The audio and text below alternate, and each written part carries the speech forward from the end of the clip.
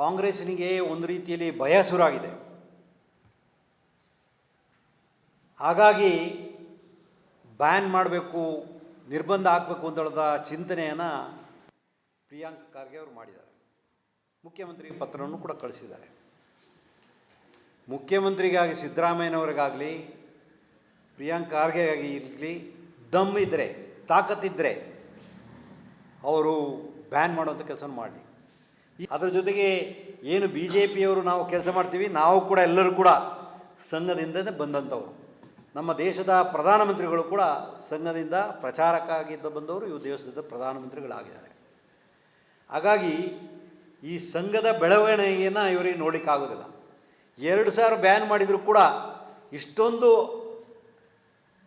ಬೃಹತ್ತಾಗಿ ಬೆಳೆದಿದೆ, ಅದರ ಮೇಲೆ ಇವರಿಗೆ ಕಣ್ಣು ಬಿದ್ದಿದೆ ಅಂತ ಹೇಳಲಿಕ್ಕೆ ಇಚ್ಛೆಪಡ್ತೇನೆ. ನಾನು ಖರ್ಗೆ ಅವರಿಗೆ, ಪ್ರಿಯಾಂಕ ಖರ್ಗೆ ಅವರಿಗೆ ಒಂದು ಸವಾಲನ್ನು ಹಾಕ್ಲಿಕ್ಕೆ ಇಚ್ಛೆಪಡ್ತೇನೆ. ಅವರಿಗೆ ತಾಕತ್ತಿದ್ದರೆ ಅವರ ಅಪ್ಪನ ಮುಖ್ಯಮಂತ್ರಿ ಮಾಡಲಿ, ದಲಿತರನ್ನ ಕಾಂಗ್ರೆಸ್ಸಿಂದ ಮುಖ್ಯಮಂತ್ರಿ ಮಾಡಲಿ. ಆಗುತ್ತಾ ಅವರಿಗೆ ಮಾಡಲಿಕ್ಕೆ? ಅದರ ಮಾತಾಡಲಿಕ್ಕೆ ಇವರಿಗೆ ಕೆಪಾಸಿಟಿ ಇಲ್ಲ. ನಾನು ಕೂಡ ಮಂತ್ರಿಯಾಗಿದ್ದಂಥ ಸಂದರ್ಭದಲ್ಲಿ ಕೂಡ ಅವರ ಕಾನ್ಸ್ಟಿಟ್ಯೂನ್ಸಿಗೆ ನಾನು ಭೇಟಿ ಕೊಟ್ಟಿದ್ದೇನೆ.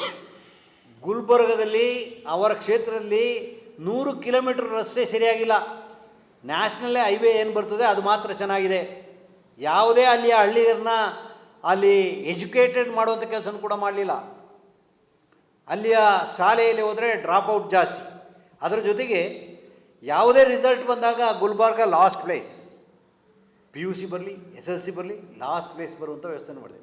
ಆ ಜನರನ್ನ ಎಜುಕೇಟೆಡ್ ಮಾಡುವಂಥ ಚಿಂತನೆಯನ್ನು ಮಾಡಲಿರೋ, ಎಜುಕೇಟೆಡ್ ಮಾಡಿದರೆ ನಾಳೆ ಎಲ್ಲೋ ಅವರಿಗೆ ಕುತ್ತು ಬರ್ತದೆ ಅಂತ ಹೇಳೋದ ಹೆದರಿಕೆ ಕೂಡ ಅವರಿಗಿದೆ. ಅದರ ಜೊತೆಗೆ ಇವತ್ತು ಮಾಹಿತಿ ತಂತ್ರಜ್ಞಾನ ಮತ್ತು ಪಂಚಾಯತ್ ರಾಜ್ ಮಂತ್ರಿಗಳು ಆಗಿದ್ದಾರೆ. ಅವರ ಅಪ್ಪನ ಹೆಸರು ಹೇಳ್ಕೊಂಡು ಅವರು ಇಲ್ಲಿ ದರ್ಬಾರು ಮಾಡ್ತಾ ಇದ್ದಾರೆ ಹೊರತು ಅವರಿಗೆ ಆಗಿ ಹೊಸ ಆವಿಷ್ಕಾರವನ್ನು ತರುವಂಥ ಚಿಂತನೆ ಅವರಲ್ಲಿಲ್ಲ. ಪಂಚಾಯತಿ ರಾಜ್ಯದಲ್ಲಿ ಯಾವುದಾದ್ರೊಂದು ಹೊಸ ಆವಿಷ್ಕಾರ ಅಂತಂದು ಏನಾದರೂ ಪಂಚಾಯಿತಿಯನ್ನು ಡೆವಲಪ್ ಮಾಡೋಕ್ಕೆ ಏನೋ ಚಿಂತನೆ ಮಾಡಿದರೆ ಪರವಾಗಿಲ್ಲ. ಕಾಂಗ್ರೆಸ್ಸಿನಿಗೆ ಒಂದು ರೀತಿಯಲ್ಲಿ ಭಯ ಶುರುವಾಗಿದೆ. ಹಾಗಾಗಿ ಬ್ಯಾನ್ ಮಾಡಬೇಕು, ನಿರ್ಬಂಧ ಹಾಕಬೇಕು ಅಂತ ಹೇಳದ ಚಿಂತನೆಯನ್ನು ಪ್ರಿಯಾಂಕ್ ಖರ್ಗೆ ಅವರು ಮಾಡಿದ್ದಾರೆ. ಮುಖ್ಯಮಂತ್ರಿ ಪತ್ರವನ್ನು ಕೂಡ ಕಳಿಸಿದ್ದಾರೆ. ಮುಖ್ಯಮಂತ್ರಿಗಾಗಿ ಸಿದ್ದರಾಮಯ್ಯನವರಿಗಾಗಲಿ ಪ್ರಿಯಾಂಕ್ ಖರ್ಗೆಗಾಗಿ ಇರಲಿ ದಮ್ ಇದ್ದರೆ, ತಾಕತ್ತಿದ್ದರೆ ಅವರು ಬ್ಯಾನ್ ಮಾಡುವಂಥ ಕೆಲಸ ಮಾಡಲಿ. ಅದರ ಜೊತೆಗೆ ಏನು ಬಿ ಜೆ ಪಿಯವರು ನಾವು ಕೆಲಸ ಮಾಡ್ತೀವಿ, ನಾವು ಕೂಡ ಎಲ್ಲರೂ ಕೂಡ ಸಂಘದಿಂದಲೇ ಬಂದಂಥವರು. ನಮ್ಮ ದೇಶದ ಪ್ರಧಾನಮಂತ್ರಿಗಳು ಕೂಡ ಸಂಘದಿಂದ ಪ್ರಚಾರಕ್ಕಾಗಿದ್ದ ಬಂದವರು ಇವು ದೇಶದ ಪ್ರಧಾನಮಂತ್ರಿಗಳಾಗಿದ್ದಾರೆ.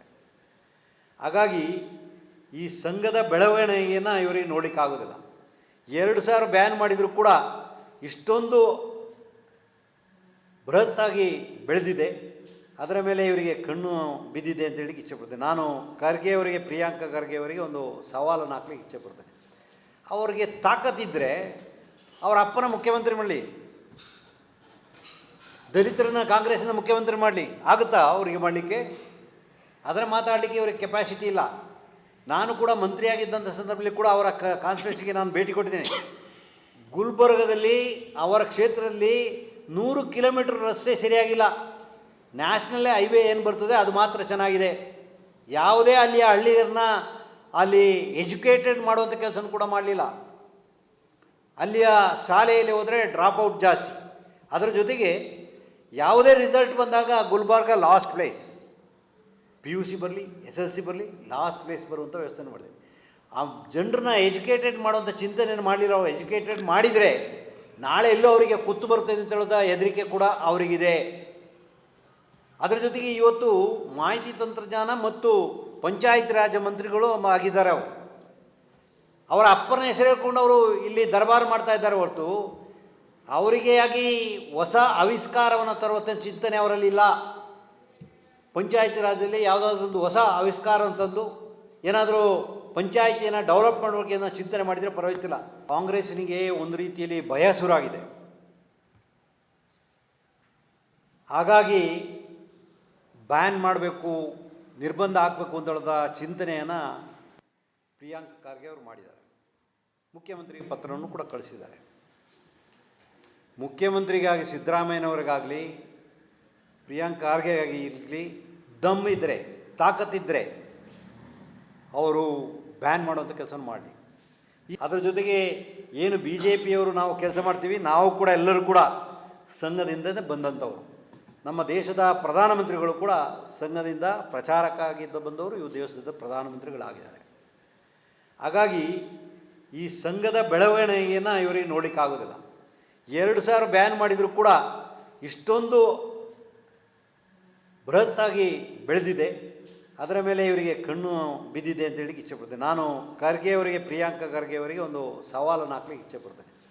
ಅವರಿಗೆ ತಾಕತ್ತಿದ್ದರೆ ಅವರ ಅಪ್ಪನ ಮುಖ್ಯಮಂತ್ರಿ ಮಾಡಲಿ, ದಲಿತರನ್ನ ಕಾಂಗ್ರೆಸ್ಸಿಂದ ಮುಖ್ಯಮಂತ್ರಿ ಮಾಡಲಿ. ಆಗುತ್ತಾ ಅವರಿಗೆ ಮಾಡಲಿಕ್ಕೆ? ಅದರ ಮಾತಾಡಲಿಕ್ಕೆ ಇವರಿಗೆ ಕೆಪಾಸಿಟಿ ಇಲ್ಲ. ನಾನು ಕೂಡ ಮಂತ್ರಿಯಾಗಿದ್ದಂಥ ಸಂದರ್ಭದಲ್ಲಿ ಕೂಡ ಅವರ ಕಾನ್ಸ್ಟಿಟ್ಯೂನ್ಸಿಗೆ ನಾನು ಭೇಟಿ ಕೊಟ್ಟಿದ್ದೇನೆ. ಗುಲ್ಬರ್ಗದಲ್ಲಿ ಅವರ ಕ್ಷೇತ್ರದಲ್ಲಿ 100 ಕಿಲೋಮೀಟರ್ ರಸ್ತೆ ಸರಿಯಾಗಿಲ್ಲ. ನ್ಯಾಷನಲ್ಲೇ ಹೈವೇ ಏನು ಬರ್ತದೆ ಅದು ಮಾತ್ರ ಚೆನ್ನಾಗಿದೆ. ಯಾವುದೇ ಅಲ್ಲಿಯ ಹಳ್ಳಿಗರನ್ನ ಅಲ್ಲಿ ಎಜುಕೇಟೆಡ್ ಮಾಡುವಂಥ ಕೆಲಸನೂ ಕೂಡ ಮಾಡಲಿಲ್ಲ. ಅಲ್ಲಿಯ ಶಾಲೆಯಲ್ಲಿ ಹೋದರೆ ಡ್ರಾಪ್ಔಟ್ ಜಾಸ್ತಿ. ಅದರ ಜೊತೆಗೆ ಯಾವುದೇ ರಿಸಲ್ಟ್ ಬಂದಾಗ ಗುಲ್ಬರ್ಗ ಲಾಸ್ಟ್ ಪ್ಲೇಸ್. PUC ಬರಲಿ, SLC ಬರಲಿ, ಲಾಸ್ಟ್ ಪ್ಲೇಸ್ ಬರುವಂಥ ವ್ಯವಸ್ಥೆನ ಮಾಡಿದೆ. ಆ ಜನರನ್ನ ಎಜುಕೇಟೆಡ್ ಮಾಡುವಂಥ ಚಿಂತನೆಯನ್ನು ಮಾಡಲಿಲ್ಲ. ಅವ್ರು ಎಜುಕೇಟೆಡ್ ಮಾಡಿದರೆ ನಾಳೆ ಎಲ್ಲೋ ಅವರಿಗೆ ಕುತ್ತು ಬರ್ತದೆ ಅಂತ ಹೇಳೋದ ಹೆದರಿಕೆ ಕೂಡ ಅವರಿಗಿದೆ. ಅದರ ಜೊತೆಗೆ ಇವತ್ತು ಮಾಹಿತಿ ತಂತ್ರಜ್ಞಾನ ಮತ್ತು ಪಂಚಾಯತ್ ರಾಜ್ ಮಂತ್ರಿಗಳು ಆಗಿದ್ದಾರೆ. ಅವರ ಅಪ್ಪನ ಹೆಸರು ಹೇಳ್ಕೊಂಡು ಅವರು ಇಲ್ಲಿ ದರ್ಬಾರು ಮಾಡ್ತಾ ಇದ್ದಾರೆ ಹೊರತು ಅವರಿಗೆ ಆಗಿ ಹೊಸ ಆವಿಷ್ಕಾರವನ್ನು ತರುವಂಥ ಚಿಂತನೆ ಅವರಲ್ಲಿಲ್ಲ. ಪಂಚಾಯತಿ ರಾಜ್ಯದಲ್ಲಿ ಯಾವುದಾದ್ರೊಂದು ಹೊಸ ಆವಿಷ್ಕಾರ ಅಂತಂದು ಏನಾದರೂ ಪಂಚಾಯಿತಿಯನ್ನು ಡೆವಲಪ್ ಮಾಡೋಕ್ಕೆ ಏನೋ ಚಿಂತನೆ ಮಾಡಿದರೆ ಪರವಾಗಿಲ್ಲ. ಕಾಂಗ್ರೆಸ್ಸಿನಿಗೆ ಒಂದು ರೀತಿಯಲ್ಲಿ ಭಯ ಶುರುವಾಗಿದೆ.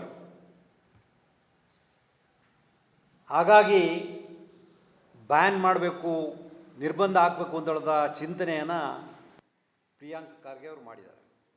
ಮುಖ್ಯಮಂತ್ರಿ ಪತ್ರವನ್ನು ಕೂಡ ಕಳಿಸಿದ್ದಾರೆ. ಮುಖ್ಯಮಂತ್ರಿಗಾಗಿ ಸಿದ್ದರಾಮಯ್ಯನವರಿಗಾಗಲಿ ಪ್ರಿಯಾಂಕಾ ಖರ್ಗೆಗಾಗಿ ಇರಲಿ ದಮ್ ಇದ್ದರೆ, ತಾಕತ್ತಿದ್ದರೆ ಅವರು ಬ್ಯಾನ್ ಮಾಡುವಂಥ ಕೆಲಸ ಮಾಡಲಿ. ಅದರ ಜೊತೆಗೆ ಏನು ಬಿ ಜೆ ಪಿಯವರು ನಾವು ಕೆಲಸ ಮಾಡ್ತೀವಿ, ನಾವು ಕೂಡ ಎಲ್ಲರೂ ಕೂಡ ಸಂಘದಿಂದಲೇ ಬಂದಂಥವರು. ನಮ್ಮ ದೇಶದ ಪ್ರಧಾನಮಂತ್ರಿಗಳು ಕೂಡ ಸಂಘದಿಂದ ಪ್ರಚಾರಕ್ಕಾಗಿದ್ದ ಬಂದವರು, ಇವು ದೇಶದ ಪ್ರಧಾನಮಂತ್ರಿಗಳಾಗಿದ್ದಾರೆ. ಹಾಗಾಗಿ ಈ ಸಂಘದ ಬೆಳವಣಿಗೆಯನ್ನು ಇವರಿಗೆ ನೋಡಲಿಕ್ಕಾಗೋದಿಲ್ಲ. 2000 ಬ್ಯಾನ್ ಮಾಡಿದರೂ ಕೂಡ ಇಷ್ಟೊಂದು ಬೃಹತ್ತಾಗಿ ಬೆಳೆದಿದೆ, ಅದರ ಮೇಲೆ ಇವರಿಗೆ ಕಣ್ಣು ಬಿದ್ದಿದೆ ಅಂತ ಹೇಳಲಿಕ್ಕೆ ಇಚ್ಛೆಪಡ್ತೇನೆ. ನಾನು ಖರ್ಗೆ ಅವರಿಗೆ, ಪ್ರಿಯಾಂಕಾ ಖರ್ಗೆ ಅವರಿಗೆ ಒಂದು ಸವಾಲನ್ನು ಹಾಕ್ಲಿಕ್ಕೆ ಇಚ್ಛೆಪಡ್ತೇನೆ. ಅವರಿಗೆ ತಾಕತ್ತಿದ್ದರೆ ಅವರ ಅಪ್ಪನ ಮುಖ್ಯಮಂತ್ರಿ ಮಾಡಲಿ, ದಲಿತರನ್ನ ಕಾಂಗ್ರೆಸ್ಸಿಂದ ಮುಖ್ಯಮಂತ್ರಿ ಮಾಡಲಿ. ಆಗುತ್ತಾ ಅವರಿಗೆ ಮಾಡಲಿಕ್ಕೆ? ಅದರ ಮಾತಾಡಲಿಕ್ಕೆ ಇವರಿಗೆ ಕೆಪಾಸಿಟಿ ಇಲ್ಲ. ನಾನು ಕೂಡ ಮಂತ್ರಿಯಾಗಿದ್ದಂಥ ಸಂದರ್ಭದಲ್ಲಿ ಕೂಡ ಅವರ ಕಾನ್ಸ್ಟಿಟ್ಯೂನ್ಸಿಗೆ ನಾನು ಭೇಟಿ ಕೊಟ್ಟಿದ್ದೇನೆ. ಗುಲ್ಬರ್ಗದಲ್ಲಿ ಅವರ ಕ್ಷೇತ್ರದಲ್ಲಿ 100 ಕಿಲೋಮೀಟರ್ ರಸ್ತೆ ಸರಿಯಾಗಿಲ್ಲ. ನ್ಯಾಷನಲ್ಲೇ ಹೈವೇ ಏನು ಬರ್ತದೆ ಅದು ಮಾತ್ರ ಚೆನ್ನಾಗಿದೆ.